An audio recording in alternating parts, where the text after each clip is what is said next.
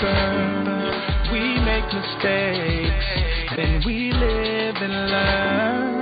When life gets tough, and it seems like your best ain't good enough. If you're in need of hope, you know where I'll be. I'll be right here, right here. And when you need a friend, you can count on me. I'll be right here, waiting for you.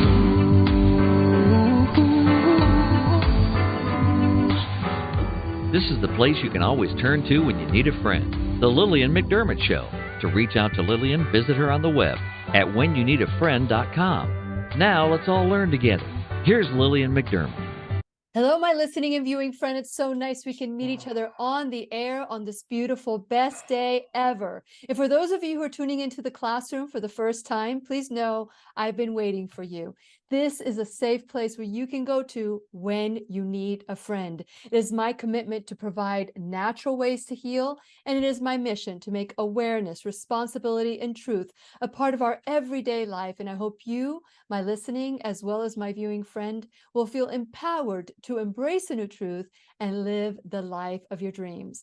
Now, as you know, board certified cardiologist, Dr. Thomas Levy, and when I say MD, JD, understand that he comes to medicine, or he comes to us in the classroom with a background, not only medical background, but also the law and some of the ways that things are positioned to trick us into believing a certain way.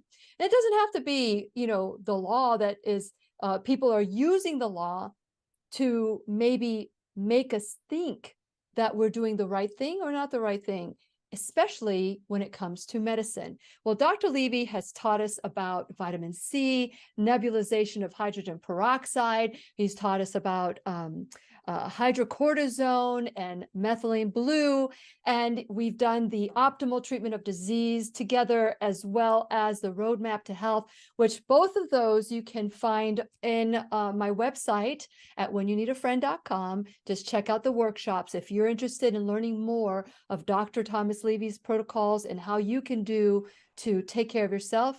Please go there and check it out. He has taught us so much. And last time he came into the classroom, we were talking about the reversal of magnesium for diseases, using magnesium to reverse diseases. While we were in that conversation, he started talking about copper and calcium and iron and the toxicity of those things. And like, we need to get you back right away so that we can continue this conversation. So this is basically part 2 of the first conversation that we had in July. And so today we're going to be talking about toxic nutrients. And since it is our sole purpose in life to give and receive love and knowledge, I am grateful that Dr. Thomas Levy is here to do just that. Welcome, Dr. Levy. Welcome back to the classroom. Hi, Lily. Always good to be here. Well, you know what? I've got my notepad today. I'm going to take lots of notes, and I'm really excited about this topic because there's so many people. And this is when I say, people can use their position of power to kind of tell us some things that may or may not be true. And that's why I say we all need to verify. No matter how much you trust the source, we all need to verify some of these truths or all of these truths. So when you were talking to me about, copper and calcium and iron, or we didn't even touch into iron the last class that we did, what was it for you as a medical doctor, classically trained, probably told that these nutrients were good for the body? What was it for you that made you look at the other side of these nutrients of healthcare?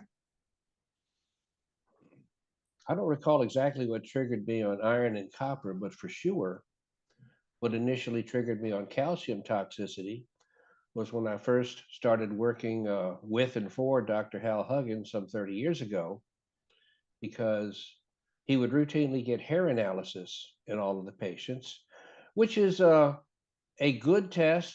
It's not easily interpretable. A lot of people are misinterpreted, including docs, but uniformly, most of the patients had exceptionally high levels of calcium in their hair. And although he addressed it in different terms, he said, well, these patients are calcium toxic. The regimen we're going to put them on is going to bring that down, but it's going to take years for that calcium level in the hair to come down to normal. And actually, as it turns out, that's pretty much a good time period for reversing calcium accumulation in the body, as reflected in the coronary artery calcium test, which is used to measure calcium accumulation in the heart and in the body.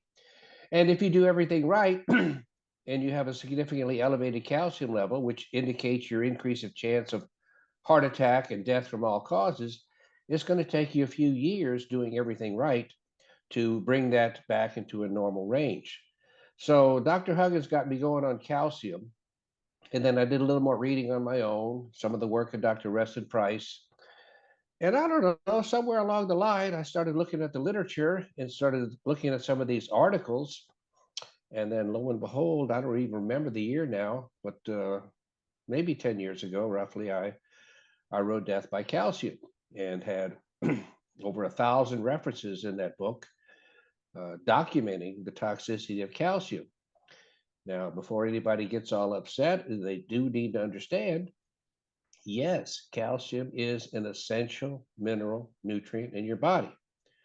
But unlike many other nutrients, like vitamin C, perhaps, like niacin, vitamin B3, you can't really make those toxic. I mean, you can take as much of them as you want without any really definable toxicity for the most part, unless you're an exceptionally sensitive individual. Whereas once you get above a regular normal amount as ingested in a non-dairy intense diet, you're going to start taking in too much calcium. And this is why the latest article I wrote is called The Toxic Nutrient Triad. And the subtitle is, and I think this is important, the subtitle is A Little Good, Just a Little More Bad. And a lot of times, I mean, unless people realize in the title what's going on, a lot of times the article doesn't get read. So I like to put the essence of the article in the title, and I think that does it here. So for those who want to know more about calcium, they can send me an email. You can leave people by email at the end. I'll give them a complimentary PDF download ebook of the Death by Calcium book, and they can see all the data for themselves. So, I mean, don't go writing me letters, well, I take this and I take that, and what I do, I said, I'll give you the book. If you're motivated, you read it for yourself. And after you read it, if you have a deep question you want to ask to clarify about something that I wrote, I'll be happy to reply. But I don't like to answer questions that I've specifically answered in writings because people are just not motivated enough to read. Well, that's going to be on them, not on me. That's true. That's true. And that is, it's wonderful that you are so generous with your time. I know a lot of people have asked me to reach out to you, and you would do it no matter if it's through me or through them reaching out to you directly. Calcium, is one of those things where marketing has really kind of like seduced us into not even looking beyond. So, milk does the body good. Milk is fortified with calcium. Milk is all these wonderful things. But the reality is, you never outgrow your need for milk. That's right. We're the only mammal that actually drinks the milk of another animal's body from another animal. We're the only ones and only species. And so when you were talking last time we were together, that magnesium, the more magnesium you have, the more it suppresses the calcium. And that's where you don't want to have calcium in your cells. That really struck me. And I thought, we really, we need to call these ads lies. And that's what I'm saying. They're using the laws and marketing to protect themselves. So they say something and we buy into it, and they're no longer responsible because we're buying into it. There might be a disclaimer, really tiny, tiny, tiny, but we're still responsible for ourselves. So let's talk about how calcium, we can go with how important it is and how it's I mean, every doctor talks about bone health and calcium. And you're saying, no, we do need it, but and it's in a different way. So let's talk about where do we get our calcium and why is a little more bad? Well, the most common reason that calcium gets supplemented or perhaps even prescribed is for the older postmenopausal woman because they have osteopenia or osteoporosis. And it's true that in osteoporotic bone, you do have a severe deficiency of calcium relative to normal bone. But that doesn't mean the answer is calcium. The answer is number one, stopping the metabolic process that caused the bone to break down in the first place. And number two, giving the right things you need to support bone health. Uh, Calcium is sort of the cosmetic part of bone. It's like I like to liken osteoporosis as to an oxidative fire putting calcium off in the smoke. So you sort of burn up the bone with oxidation. The calcium gets kicked away, and it's no different than of trying to put smoke back into wood than to put calcium back into bone after it's been released. The other thing too is the amounts that they use are astronomical. They're astronomical mainly because so little of the calcium that you take actually does end up in the bone, and the rest of it ends up everywhere else in the body. So, and this is another where they play with words. They say, well, you have a severe calcium deficiency. Well, in your bones, but that's not treatable by calcium. But you have, because of that disease process, disintegrating your bone, releasing 24/7 calcium out into the bloodstream and the lymphatic fluid and the extracellular space, you actually have a calcium excess throughout the rest of your body. Mm-hmm. And that's where everything comes into play because calcium is a primary factor in atherosclerosis and aging. And as anybody will see when they read the book or go through the book, all disease processes, by all disease processes, I mean 100% of disease processes are characterized by excess levels of calcium inside the cell. Wow. Excess calcium inside the cell is a marker of and a cause of increased oxidative stress, which is the only real pathology that you have to deal with. With any disease, no matter what's causing it, no matter what chain reaction you need to go through to get down to the cell, by the time you reach the cell is only quote unquote diseased if it has increased oxidative stress. And it only has increased oxidative stress if the intracellular calcium level is high. And as you mentioned just a few moments ago, this is why, and I wrote another book, interestingly enough, Magnesium Reversing Disease. One book was Death by Calcium. The other was Magnesium Reversing Disease. And they truly are sort of the yin and the yang books because, as it turns out, the primary reason magnesium does so much good for everything is it because it corrects the pathology that causes damage to everything. So I just said that pathology is increased intracellular calcium.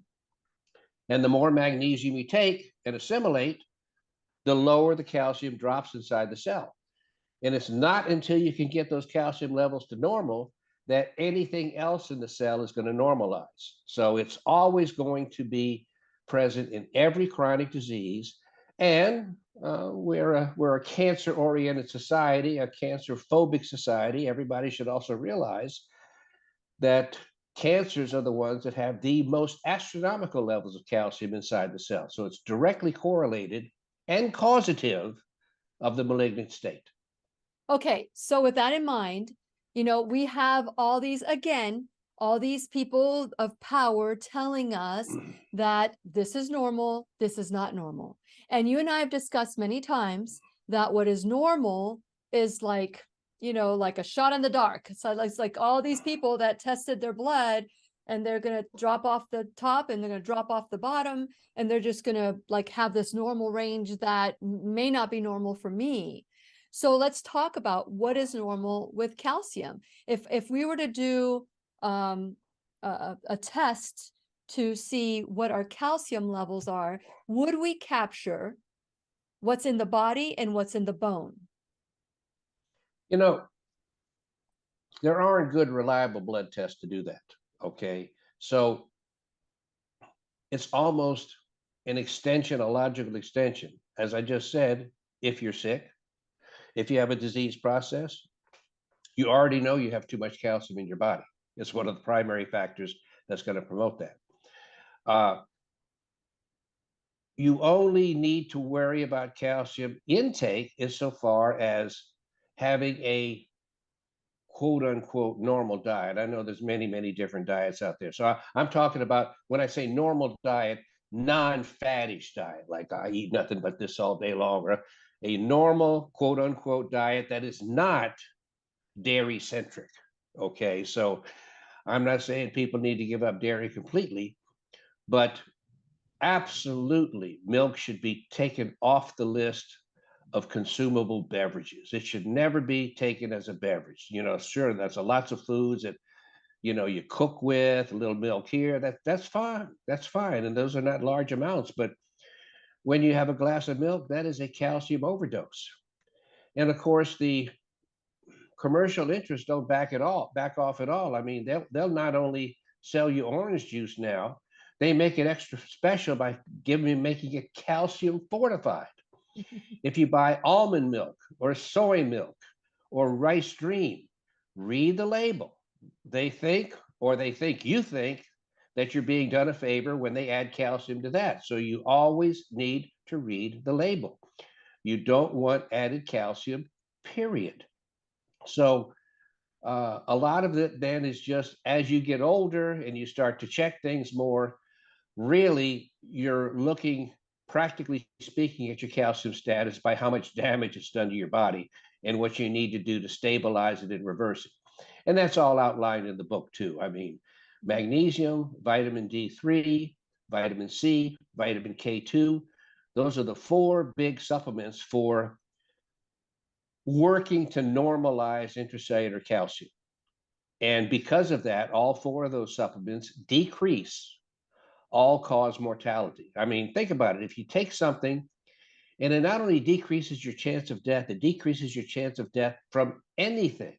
Well, if it decreases your chance of death from anything, that means it's affecting all the cells. It's not just affecting the liver cells or the heart cells or the brain cells. It's affecting all cells similarly, such that no disease is unaffected by properly regulating calcium levels. So practically speaking, you maintain your calcium status intake by a quote unquote normal non-fattish diet and a normal blood level of vitamin D3. Okay, the vitamin D3 is the primary regulator of determining how much calcium is going to get brought into your body on a regular basis from your diet. So doing that and avoiding the astronomical sources of dietary and supplemental calcium. And you need to read the label on the supplements too. I mean, there are a lot of things in supplements where calcium might be associated with it. You might have calcium pantothenate, one of the B vitamins. Well, that's not a lot of calcium. You might read it and it might say 15, 20 milligrams. We're talking about you need to avoid the hundreds of milligrams of extra calcium a day. And the really big offenders are the antacids, Rolaids, Tums. These are astronomical calcium overdoses. And so the poor person, Yeah, and the and real some problem people too with some people calcium, live on these. People I was going to live say on that these. Yeah. the really nasty thing about it is they work well. I know for myself, have an acid stomach and you chew a Tums or a Rolaids, man, it's like magic. Your stomach settles down so quick. So for somebody who has had a delicate stomach, has used these things for years, I understand. Might be hard to part ways with them, but you Well, need to look at the science and you need to be, if you're concerned about what do I need to do to maintain the health that I have and hopefully get a little healthier. Well, I will add to that that I I've shared this with you before that they misdiagnosed me with acid reflux. What I did have many years later discovered that I had low acid in my stomach, and it was creating kind of the same symptoms. And they put me on Prilosec and all these other purple pills, blue pills, yellow pills, whatever. And they put me on that for many, many years. And I think I'm still suffering the side effects of that. But after I changed my diet, and I stopped taking these kinds of medications, and I stopped them because I knew at that point I had to do something natural. Chia seeds, just chewing on chia seeds is so great. So I don't know if you've tried this, but if you have some, what I do is I grind the chia seed so it comes in a whole seed. I grind them, and I don't drink coffee anymore, but I have two grinders, one for coffee and one for my seeds. And so I just grind them, and once they're like a little bit more pulverized, I use them, and I'll take a teaspoon and I'll just chew on it. Your teeth will look like really funky, but your stomach will thank you for it. It will absorb the acid if that's the problem. And so no more of those Tums or acid blockers or whatever it is, because they really have some major side effects. And so with this calcium, this surplus, you're saying, and this is what I'm hearing you say, is that if the person is sick, they are calcium toxic. That's right. Simple. You can't have a sick cell without excess calcium inside it. It's really that simple. Now, you Okay. might have other things going on. I'm not saying your only problem is Correct. calcium excess in your body. I mean, A affects B, affects C, affects D. I mean, all of that. So, but a lot of different pathways to get to that final common pathway of calcium excess inside your cells. But make no doubt about it. If you have a disease, if you have a cell that's not functioning properly, normally, and has increased oxidative stress, which is always characteristic of a cell that's not functioning normally, you have excess calcium intracellularly inside that cell. And one of the biggest things that was my takeaway from the last time you were on is the calcium score test. That blew me away because I had the calcium score test and my score was 0. And if you'd like to explain for people that want to know what the calcium score test and what it does, if you can share a little bit about that, and then we can talk about how that score also is affected by the amount of calcium we're taking. Well, for people that want to look for themselves online, it's called the coronary artery calcium score, CAC score. It's a computed tomography over the arteries, and it becomes positive when there's been enough calcium deposited in that artery so that it shows up physically by vision when examining the test. And the computer is designed such that it can measure the intensity of the accumulation so that you actually have a coronary artery calcium score. 0, 50, 100.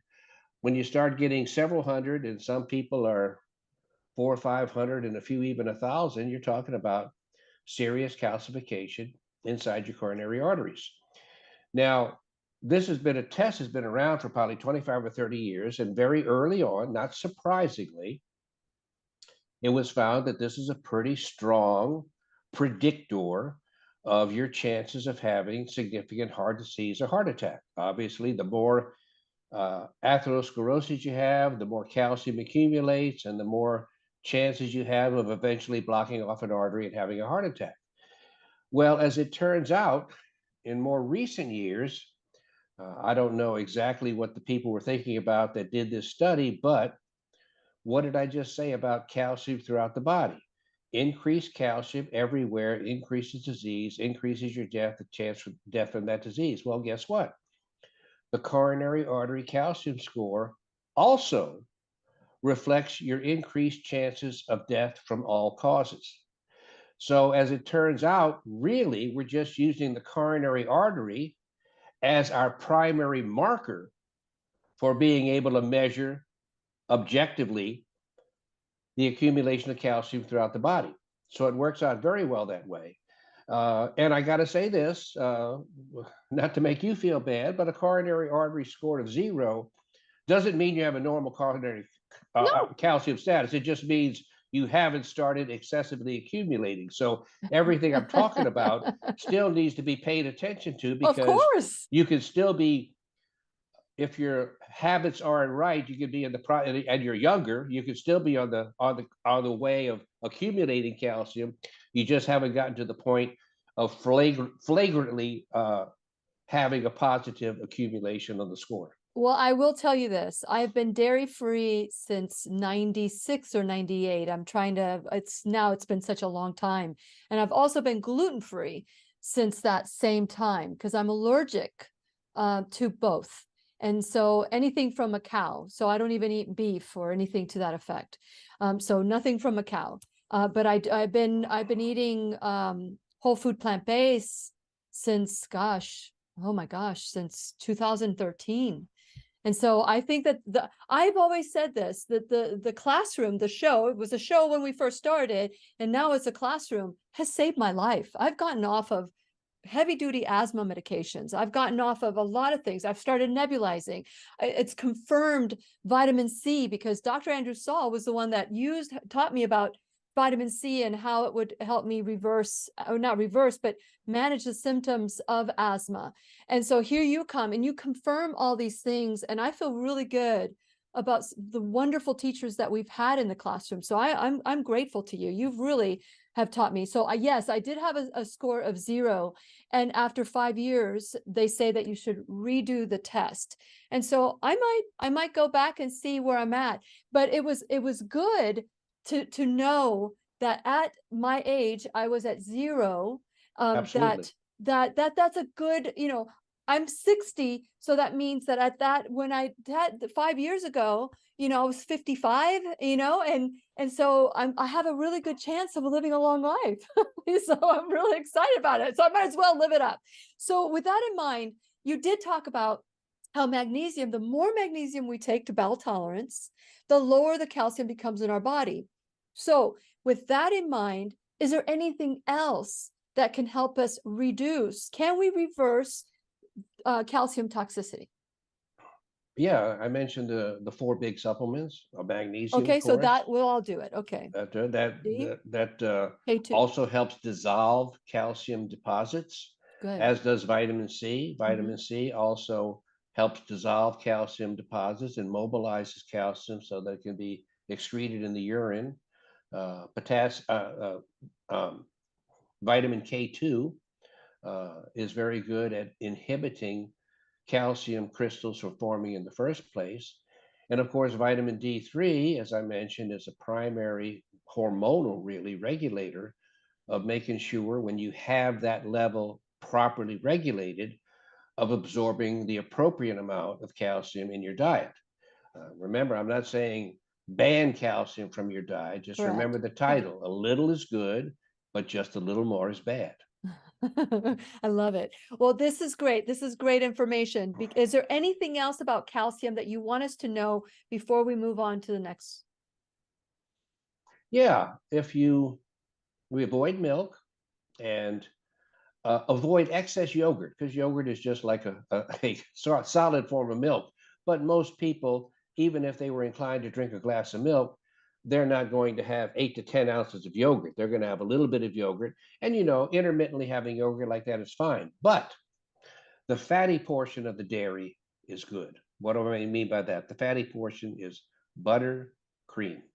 Okay, so cream is actually quite low in calcium, especially relative to the water-soluble milk portion. And of course, butter comes from cream. So these are good ways, especially if I find people that are just, they can't conceive of not having cereal in the morning, something like that. Well, let me tell you, and I do it myself. I mean, I'm not a fanatic on cereal, but I like some every now and then. First of all, of course, we might talk about this in a moment. You get yourself an organic cereal that has not had iron added to it. A good organic cereal that's not been adulterated, pure organic products. And then you literally put in maybe 30 cc's of heavy whipped cream, and then you buy a little carton of rice dream or rice milk. Again, make sure Unfortified, you got to right? read the label, okay? And you mix those two together. And I challenge anybody who actually likes the taste of milk to tell me that this is not 10 times better tasting and you're not getting the calcium contamination. Okay. I think that those are great options. You know, I don't know if you know who Dr. William Davis is, but right now we're doing the Super Gut. We're doing a 6-week course with him, and it's almost ending soon. September 5th ends, and so one of the things that I've learned is that that there's that when they came out with low fat, high protein, low fat, high carbs, that it completely changed the body of the people. It also changed the microbes in the gut, which caused, and he's a cardiologist as well. You would really like him. He says a lot of the things that you say too. Let And me interject something here for a moment. And we've talked about it in past shows, and we can't talk about it again right now. We have other things to cover. But if you have a gut problem, whatever else you do, absolutely do two things. Number one is never eat a fortified food again, because you're just adding direct, often metallic iron to your gut that just puts it on oxidative fire. And number two, periodically nebulize hydrogen peroxide so that you're no longer swallowing pathogens and toxins. I can't say this is going to help everybody, but the amount of feedback that I've gotten from people doing these two things and having lifelong gut problems, including Crohn's disease, okay, resolve completely. amazing. But even if you don't resolve completely, I think most people would love to resolve 20, 30, 40, 50%. Well, I will tell you, when you spoke at the I Am the Solution Natural Health Summit in January, after that, most everybody went to get a nebulizer. If they didn't have one, most everybody went. My sister and my brother-in-law, where can I get a nebulizer? They were getting one on the way over. As a matter of fact, she was not feeling well not too long ago, and I said, well, did you nebulize? And she goes, oh, I need to find my nebulizer. People forget. These nebulizer companies owe me some money, I tell you what. you need to start the Levy brand nebulizers. It's like you put your thumbprint on it. Okay, so before we go into the next one, I'm thinking that what iron would be next, because you already started talking about it. Really, iron and copper can pretty much be taken care of together. Right. I was looking at your article, and you do have them together. So before we do that, what I would like to do is I would like to encourage all of you to go to whenyounneedafriend.com. All these conversations that you hear on a regular basis, I get questions all the time. Where can I find this? Well, if you want the audio, every single class that I've ever done since 2012, the audio is in the classroom in the page. So you can go to whenyounneedafriend.com and find classes from Dr. Thomas Levy. He's a regular in the classroom. Great information from all these teachers that have helped all of us make the choice to take our health back. And so go to whenyounneedafriend.com. While you're there, please subscribe, like and follow me, like this video, share it, because of the algorithms. We've got to take over these algorithms. So make a comment, put a little emoji heart or whatever it is, share it. That is how we beat these algorithms. And so help me with that. And so check out my sponsors and support them the way that they're supporting the classroom. Also like and follow me on all social media if I didn't say that. You can also go to my Shop Now bag and check out all Lily Approves. That's a way that you can help the classroom grow, because some of these affiliate programs help, and these are all approved, help provide assistance to the classroom. So whenever you purchase something at whenyounneedafriend.com, you are helping us all grow. And you can also go to if you go to whenyounneedafriend.com, on the top, you will see workshops. There are 2 workshops that Dr. Thomas Levy has gone out of his way. One of them is for you and me, people like you and me. And that's Roadmap to Health. The stuff that he's talking about, he gives us the protocols for us to kind of like live a better life. So if when you go to whenyounneedafriend.com, go to the workshops and go to Roadmap to Health. And if you do decide to get it, this is something that you will have this information as long as there's internet. It is yours to watch over and over and over again. The second is for people that have a background, a medical background, a practitioner, and they want to learn these protocols. If you go to Optimal Treatment of Disease Protocols, if you go there and you purchase the for both of them, actually, you get 5 of Dr. Thomas Levy's books. I want to speak so fast. You get Rapid Virus Recovery, Primal Panacea, Death by Calcium, Magnesium Reversing Disease, and Hidden Epidemic, these 5 books. But if you are a practitioner and you do watch and purchase the Optimal Treatment of Disease protocols, you will also become part of, if somebody needs someone locally, Dr. Levy will have your name, and you can work if he needs someone in your area, work with him as well with his protocols and whatever client would like to learn more. And so that's something that Dr. Levy is doing, and he can tell us more in a little bit. And last but not least, you can become an enrolled student in the classroom, and whether it's $1 or $1,000 a month or a one-time donation, I don't care if it's a penny, every cent counts. So please help us out, whether it's your time, your talent, your treasure. Sharing this is helping us with your time. So today we have Dr. Thomas Levy. He is just amazing, and we love when he comes into the classroom. You can find him at peakenergy.com, and you can find his articles at orthomolecular.org. I think that's orthomolecular.org. I just pulled up his article. Also, Lily, let me say, it is hard to find my specific articles on orthomolecular.org. So I have all of my articles posted on my website, peakenergy.com. And if they go to articles, it has a whole section called orthomolecular. There's probably about 20 articles there, right down to this most recent article, the toxic nutrient triad. I love this. I've been looking at it, just because I didn't have, you sent it to me. I didn't have access to it, but I will look at it now. But it's so important. It's important information that we ourselves start little by little dipping our toe. And the next thing you know, you will experience health that you've never experienced before. I love nebulizing, and especially if I'm starting to feel something, I think of you, Dr. Levy, every time I look at my nebulizer, every time I look at my bottle of vitamin C, every time, you've done so much to help the people in the classroom, the people that are the students in the classroom get to that next level. So now let's shift a little bit and look at iron and copper.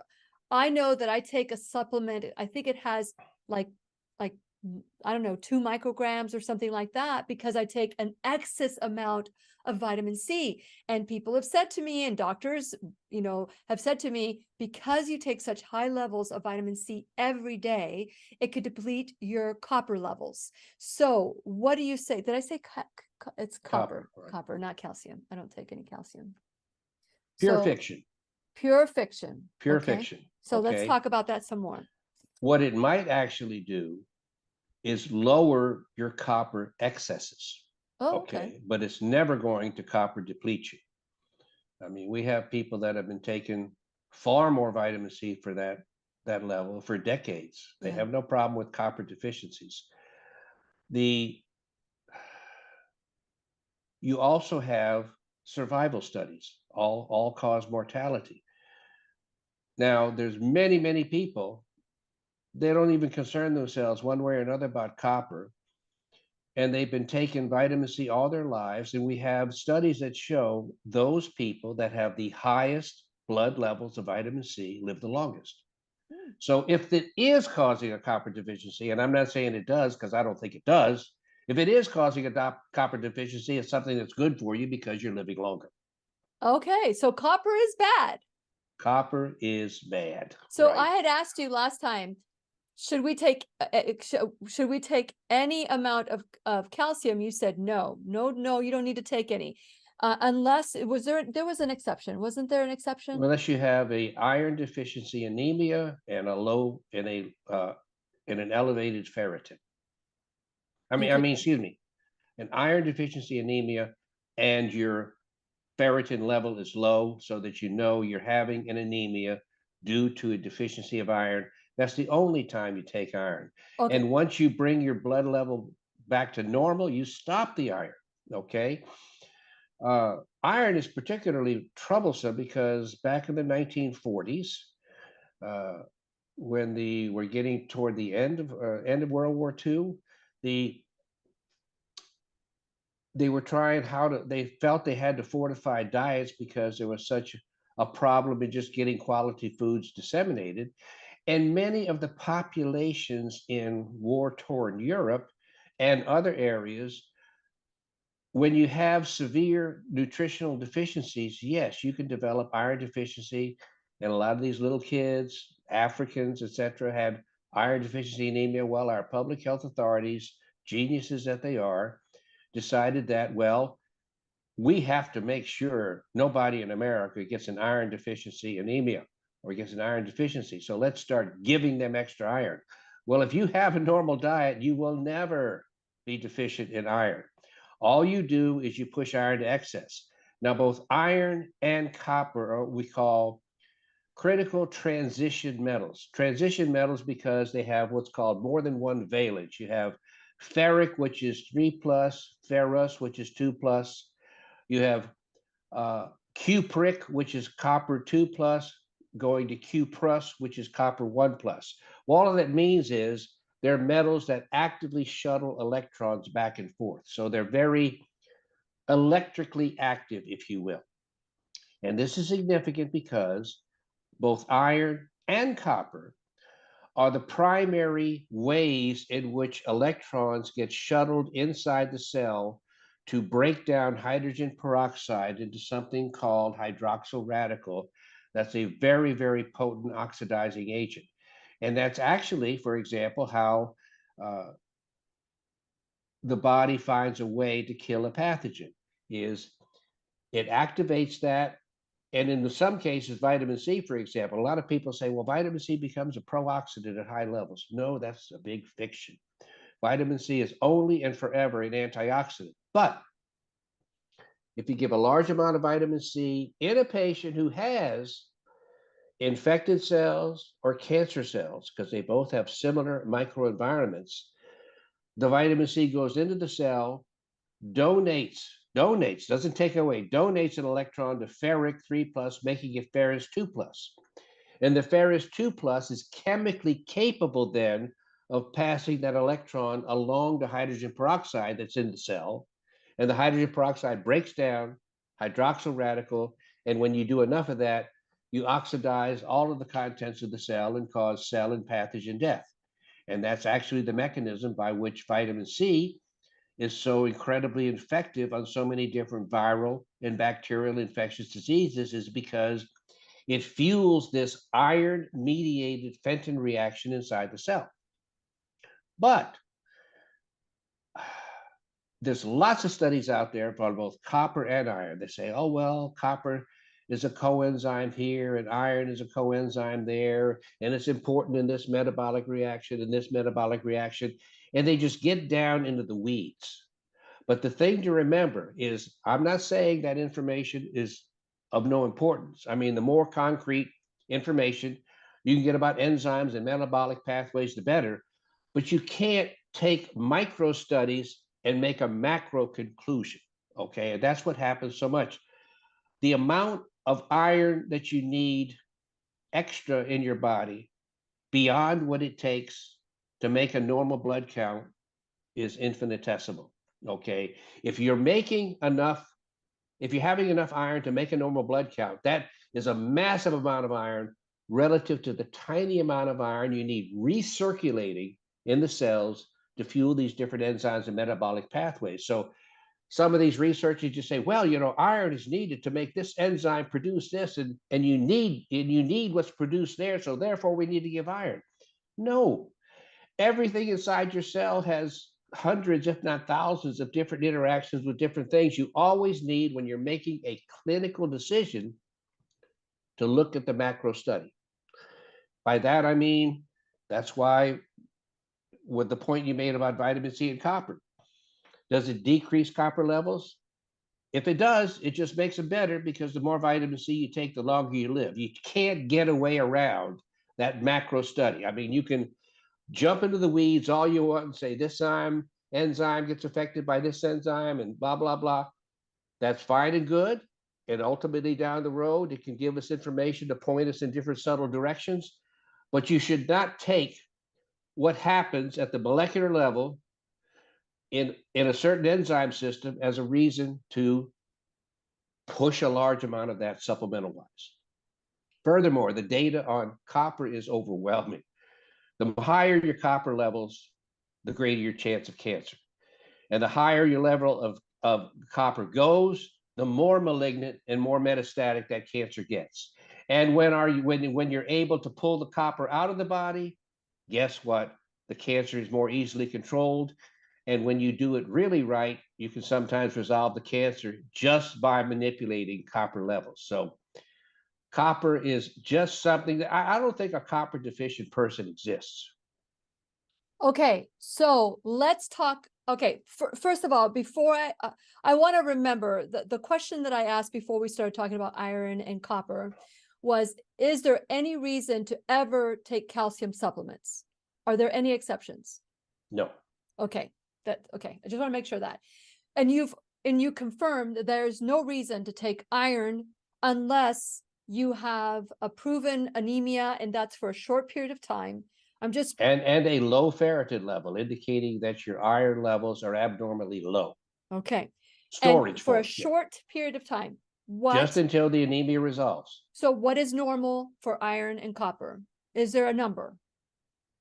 Okay, well, for copper, I don't bother. Okay, I mean, it's like I said, the copper deficiency really, practically speaking, does not exist. And you can look at the numbers, and the higher they get, the worse it gets. But you don't need to do anything to try to modulate copper other than avoid it as much as possible. Okay. Now, with the iron, you have a test called the ferritin test. Ferritin test is a storage form, protein that stores iron in the body inside the cell. And normally, like in kids and young women who are menstruating and normal, that level is going to be about 25 nanogram per cc. And 25 or less is what's normal. Anything greater than 25 is a progressive accumulation of iron. Lots of people with heart disease have 100, 200, 300, 400 nanogram per cc, or maybe it's a milligram per cc. I'm not sure the units, but that's the units, 25, 100, 400. So we're looking less than 25. Right. And that's the level that you track. And if you have something multiple hundreds, you need to start different chelation interventions. Okay. A lot of times that always, if in the case of iron at least, look to phlebotomy, look to donating blood. That's one of the quickest ways to get your iron level down. But there's other things like IP6, inositol hexaphosphate, which is a good supplement. You got to take it first thing in the morning. Can you say that again? Inositol hexaphosphate, IP6. I've heard of inositol. Okay, so IP6. Okay. It's not inositol, it's an inositol hexaphosphate. Okay. Oh, hexaphosphate. Okay. You have pure inositol also. Oh, okay. Okay. So this is IP6. You take it first thing in the morning on an empty stomach, so it doesn't bind up other things that you've already taken. And then once it gets inside the body, it avidly binds up calcium and iron. Okay, so wow, that's very 2 good for thing. 1. Yes. 2 for Yes. 1. Calcium and iron. Okay. So, and the data is very good. I mean, you just look at studies of the IP6, it decreases your chance of cancer, decreases calcium deposits, does all the things that you want it to do. So those are the things that you look at in terms of monitoring it. Okay, like I said, you don't need to worry about monitoring copper. Just avoid it as completely as possible. I'm gonna stop. Yeah. You've got plenty of copper inside your body. Most people too much. And the iron, of course, is what I just said. Now, the really nasty thing about iron, we could probably cover the next few minutes with this, is, Yes. and if people go on YouTube and type in Dr. Levy iron video, Dr. Levy iron video, be sure you're sitting down at the time, because you might just collapse from amazement. For If it's still there, Dr. Levy, if it's still there. it's actually still there. Oh, It's actually still okay. there. So for some 80 years now, 80 years now, they've been adding not only iron routinely to all your rich foods, and this is like cereal, everything else. It's in the form of metal. It's in the form of metallic iron filings. Now, if that doesn't stun you right there, then you really have no chemical background at all, because a raw metal has no place in your diet, whether No. chrome, iron, copper, zinc, anything that's a pure metal. This is why God created plants. God created plants to incorporate the metals into something that's metabolizable by the body and assimilated by the body. Not that you want any iron from any form, but this just makes it worse, because the metal is actually in pieces. So another thing you do, aside from the huge oxidative stress that the continual ingestion of iron puts inside your body, it also causes a foreign body reaction. Okay, you put anything that shouldn't be there in a big chunk, your body's going to form reactions to it. Okay, and so it's just insanity. Now, what do we do with our babies? We put iron in their freaking formulas. All right, and what's the baby always having a problem with? Upset stomach, burping, colic, this, that, and the other. You're poisoning them from the day they're born, unless you breastfeed, okay? Or unless you actually find a formula that's iron-free. So we assault the gut and the intestine from day one of existence, okay?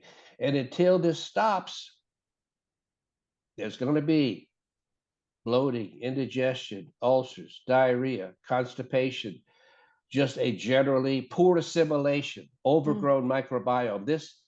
This causes and provokes everything that causes and provokes everything else. You know, this is amazing information. I hope that all of you who are listening today will share this with someone you love, because, you know, we are making ourselves sick by trusting the food industry, by trusting the pharmaceutical industry, because we believe, and our doctors, unfortunately, our doctors don't know any better. And we only have about 3 minutes left, Dr. Levy. Anything that you would Well, let like me to say, say yeah, that if we haven't peop- been able to say yet? Yeah. if people go to my website on the orthomolecular articles, not only does all this information in the toxic nutrient triad article, but also in the middle of the article is the link to this video. So it's, if you forget, oh, how do I get to that link? Oh, You go great. right there. You directly link to the video there. And I was watching when I was doing for today, I was doing some research, and I saw that you shared that information, that you crushed the cereal yourself and you got the filings yourself. And I'm like, I'm glad that you have a video. I didn't know about that. You know, there's a lot of things we don't know. And when we hear this, it is so easy to dismiss it, because it seems like, why are so many people being part of this lie?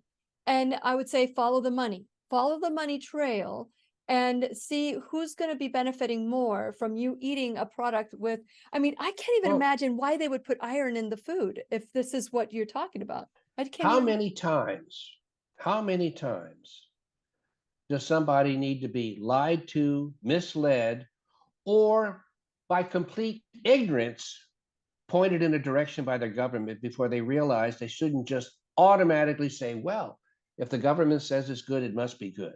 Yeah. I mean, I'm sorry, I'm not here to insult any person in particular, but if you just believe at face value without any further qualification, everything and anything the government tells you, especially in terms of health, especially in what we've seen throughout the pandemic, Yeah.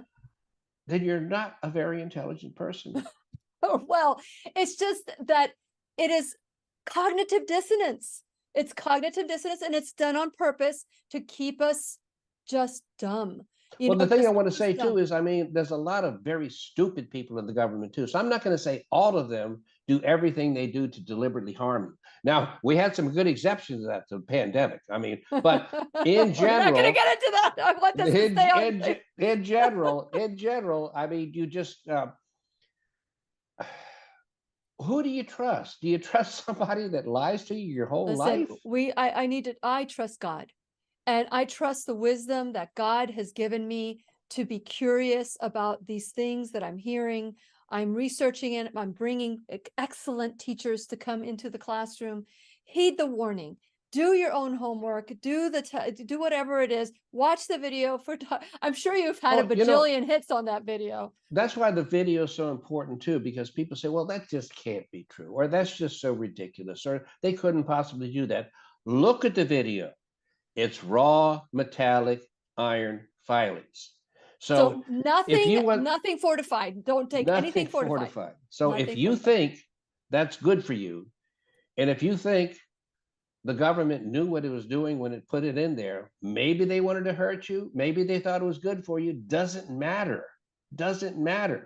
Okay, so bottom line, and we've talked about this many times before, if you don't take the bull by the horns and be the primary protector for your own welfare and your own good health, it's only going to be you that suffers.